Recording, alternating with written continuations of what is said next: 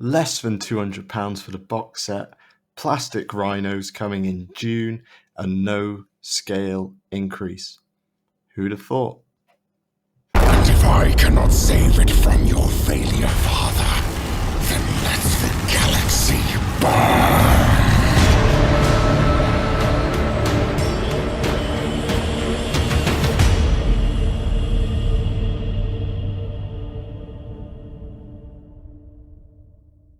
Hello, citizens of the Imperium, and welcome to another YouTube video. Today, we are going over the incredible Warhammer, the Horus Heresy reveals that we have seen over this weekend, one way or another. So, without further ado, let's get into it. In the background through the video, hopefully we'll see some of the official images that we've got going on from the live stream and the Warcom articles, but also I'm going to throw in some of the sort of photos from my personal collection that I took yesterday on the Saturday, where I was able to go. I was very fortunate to go and meet some incredible content creators, both who were invited in an official capacity, who were there just enjoying the show, and loads of other people just there to enjoy Heresy. One thing I will say straight away, it was not a small crowd. I want to say that there was plus 500 people there. It just sold out that quickly. So definitely it was just really popular. I don't think that many people, I think there was a good percentage of sort of veteran Heresy players and people who are new and excited, which is great, because I think what this is all about is making this accessible to people who haven't necessarily had the chance before and just growing the player base, which is absolutely awesome. So yes, I was also serving as an Alpha Legion agent, codenamed Champions of Europe. You'll never sing that for Chapter Master Varak, so that's why I've got a lot of pictures, and you'll have seen those over on his live stream if you watched as well. And one thing I will say, while I had an excellent time, I will say there, you definitely got a lot more information than us if you watched the live stream. I will say that. I think most of the information I learned and had a big chat with people about was learned on the Warcom articles and from hearing sort of snippets from what Adam and Eddie had said on the live stream. So we got a great look at everything, got to really closely see everything painted up in all the different legions, play some of 2.0, but there wasn't anyone from like the design studio or the rules team out, and or even at tables or anything. They were sort of nowhere to be found for the most part, and they definitely weren't there doing any Q&As or seminars or anything, which was the only thing I say I would change. It would be really nice to sort of get in sort of a peek behind the curtain, but then again, I think that's exactly what they're trying to avoid. So without further ado, let's sort of get into what was revealed. I'll just give you my quick fire thoughts on it, because we've got a lot to cover, and I sort of want to talk about what might be next as well, and what we might see in the near future. So to start off with, they went big and started strong with this box set. Probably going to be released close to a year to the day it leaked, as it leaked in properly and sort of hit the mainstream web June 2021. And such was the time that I said, I'll hold off. I'm sure it's coming out soon. Look how ready it all is. I won't start an army just yet. I'll just wait. And here I will be in June 2022. Just sort of didn't want to jinx it, because as soon as I committed and bought some like resin or some other plastic, all this new stuff would come out.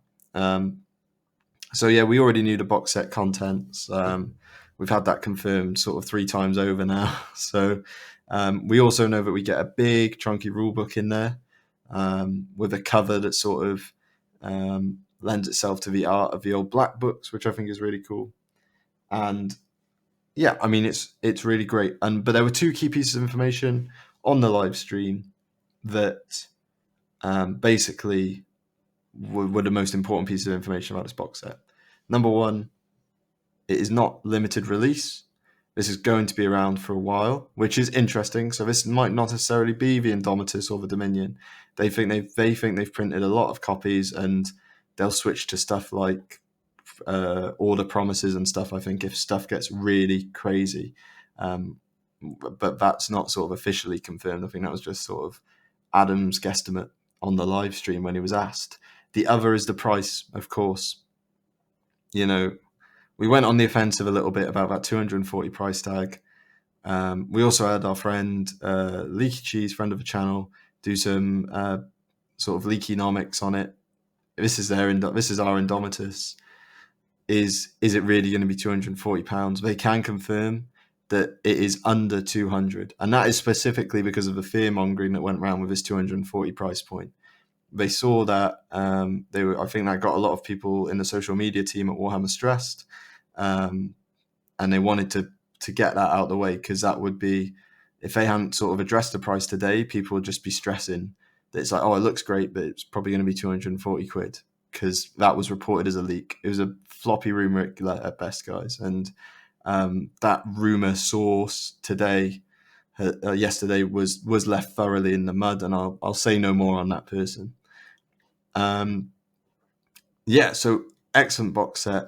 I think the bet is 175 to 180. I don't think it's going to be 199.99. That'd just be giving us the middle finger slap. So, sort of smash cut to me saying I'm not buying the box set. It's in 199.99. But I'm pretty confident that it's going to come in somewhere around the Necromunda box price point. Just because of the type of box set it is more than the contents in it. So moving on, we also got a look at the Libra Starters that I have never seen before. I want that on the record. Never seen nor had in my possession.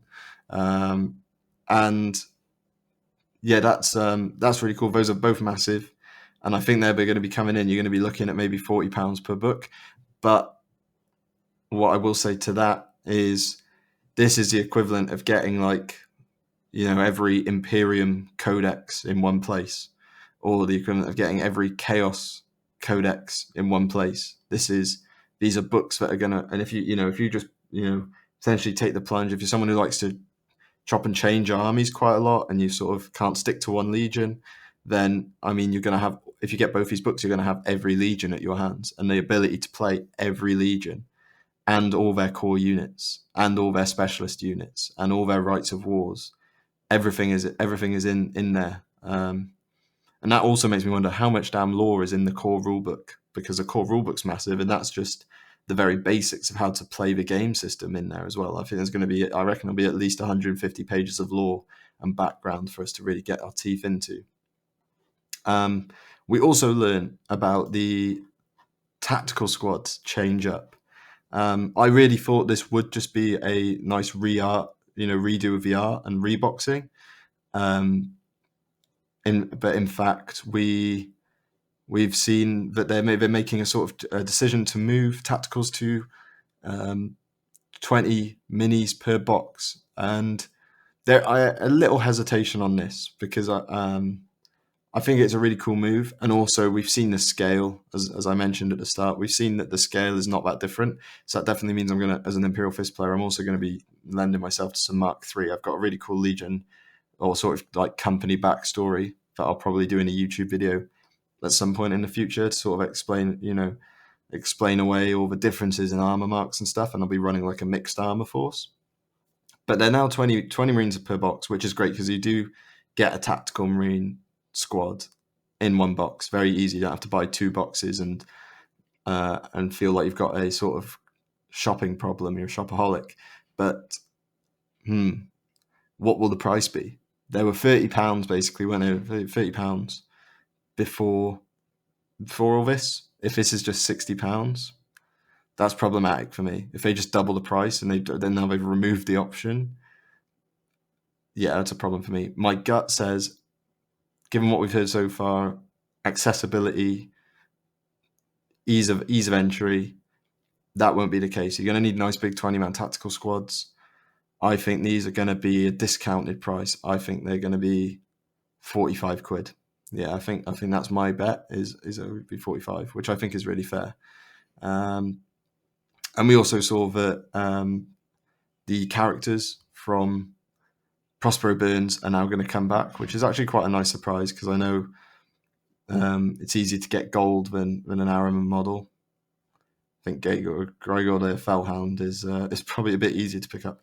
But, just being able to pick these guys up and in order to lead your armies, I think is really cool. And it's basically just a return of an extra character at no sort of cost. And one thing I will say is I think this has definitely been sort of like the most open sort of, sort of revealing stream that I've seen them do. There's, a lot of sort of candid conversations had about, there's even more plastic stuff coming, don't worry. And we'll talk about that at the end of the video.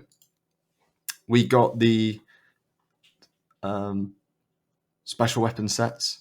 So that I think is just all good on my front. Price will be a big option. A big sort of point of contention, potentially. I think people will have strong opinions no matter what these are priced at. The 60 box one, I mean, the actual box is not looking massive. Supposedly that is what they sort of their pricing is based on, is sort of shop front price, like how many can you fit on a shelf. I don't know if that's true or not, but it doesn't look. It's basically just going to be like 6 sprues, I imagine. Or I don't think it's going to be 12 sprues. The box doesn't look that big. So I think they're going to have like the ability. They're going to have like 10 weapons per sprue, and just six sprue sheets per box.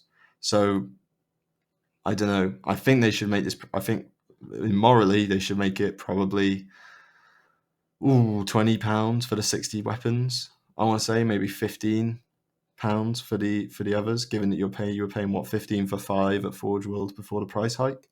But they all look ace. We'll have both the official imagery and some of the various photos I took in the background to sort of oogle at. But yeah, lots and lots of weapons choices, and no one can tell me what to do. I'm putting rotor cannons in my army because they look sick.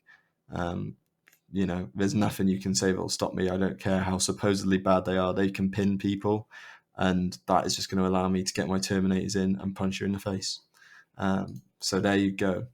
We also got the Rhino. What did I say last video? There's no way they're going to launch a new edition without the ability to buy a Rhino. Ta-da. Sorry. I'm going to give myself one there and pat myself on the back because I used Logic won out. So I'm a happy chap, but this isn't something I knew necessarily. It's just sort of something that I was willing to sort of make a bet on. Looks nice. Probably going to pick up a few. Very similar to the Forge World one, if not very identical in similar ways. You've got a nice new spotlight, and the smoke launchers are a little bit different. Mark II on top, so obviously an instant buy for myself. It's going to be a really, really interesting sort of kit to put together. I think it is only a box at the end of the day, but it looks great. It looks nice. I'm going to be able to hold and just sort of make sort of car noises and drive it across your desk, I'm sure. And then finally the Kratos. It's not something that appeals to me straight away, but I think it's really cool, and I think it's basically a driving bunker. So I'm sure people are going to be picking that up. I think there's just, in terms of how I want to build a list and what I'm interested in making and painting, and the fact we'll be getting a Spartan in the box set. The Kratos is sort of, I'm going to hold off on that to now until I see sort of like the release rate of stuff, and we'll see. But again, it looked really cool in display cabinets. We'll have all the photos in the background. And finally, we had some books. And perhaps one day we'll get around to. We had Lupins War, which is an anthology of existing stuff, and it supposedly might be a getting started point for the Horus Heresy, which should be quite good. Because, if you know nothing, I think going and picking up Horus Rising is not easily. It's not the easiest way in, especially because of all the tomfoolery they pull at the start of a book. It gets a little bit confusing. And Kyronias Reckoning, which is basically, if you cast your mind back, you used to get a short story with every box set. So like one of the first pieces of 40k fiction I ever read was Nick Kime's Assault on Black Reach novel. Short story / novella, I think, more of a short story. But that was really cool. And I think this is basically the story of the box art. As the box art is painted, what battle is it depicting? It's not named. Hated Gladius? Hardly knew it. But this is the story. So it's actually going and fighting on Kyronias. So in the trailer, when we see the two Praetors clash, supposedly that's actually happening on Kyronias, which I think is really cool. And it's actually a pretty big book by the looks of it. It's a decent sized anthology with lots of new authors down there, along with sort of some of the sure hitters in sort of John French and Gav Thorpe. I mean, Imperial Fists are on the cover, so John French has to be there. And speaking of Gav Thorpe, we have the Rogel Dawn Primarch book announced. I know a lot of people maybe wanted to see John French do this, but I think Gav Thorpe's brought us some great work. I think Angels of Caliban is actually a really great Horus Heresy book, and I think he's someone who can probably tap into the stoic nature of the Imperial Fists pretty well. And I don't think you really go wrong with that cover art. Honestly, I think that's absolutely killer with Templar surrounding Dawn as he looks out over something or another. I'm sure we'll learn soon where that story's going to take us. But that wraps up what we've seen already. And then what's going to happen next? I think by the end of June, they will have revealed the Leviathan and the Sicarian that a certain influencer, content creator accidentally put out on the internet. The Leviathan hasn't leaked, but the Sicarian most definitely has. And I think the Leviathan is around the corner because I think it's quite popular in 40k. And I think that'll tide us over. I think May will take a closer look at everything we've had today on Heresy Thursdays. That's hopefully it's all new stuff. I would not be complaining. But yeah, if not, then we'll have what we've had revealed today looked at in detail every Thursday of May, release early June. And then in June, we'll get some more new stuff announced that'll maybe come out end of July, August, I think, which would be awesome. And I think the Leviathan and Sicarian will lead the lineup. And I'm also excited to see narrative-wise where they go with it. Are they going to start bringing out campaigns? I think they're going to let everyone who's new settle into it and just learn how to play first. And then sort of Q4, we're looking at campaign expansions, which, again, not complaining about. So that's all she wrote. Thank you so much for taking your time. If I met you at the open day, it was an absolute pleasure. Every person, I didn't have a single bad experience, even when I was sort of fanboying. And I actually met Adam Troke the night before, and we talked about why squats are called Leagues of Votan in 40k, but the reveal stream he just done had revealed squats called squats, and all that sort of interesting stuff. So everyone it was absolutely fantastic sort of weekend away in Nottingham, and I'm definitely going to be back soon. Forge World, brace yourself, because I'm going to be coming in hot with that student finance, I'm sure. All right. Thank you to our Patreons as always. Remember to like, comment, subscribe, all those YouTube cliches, and I'll see you. Bye now.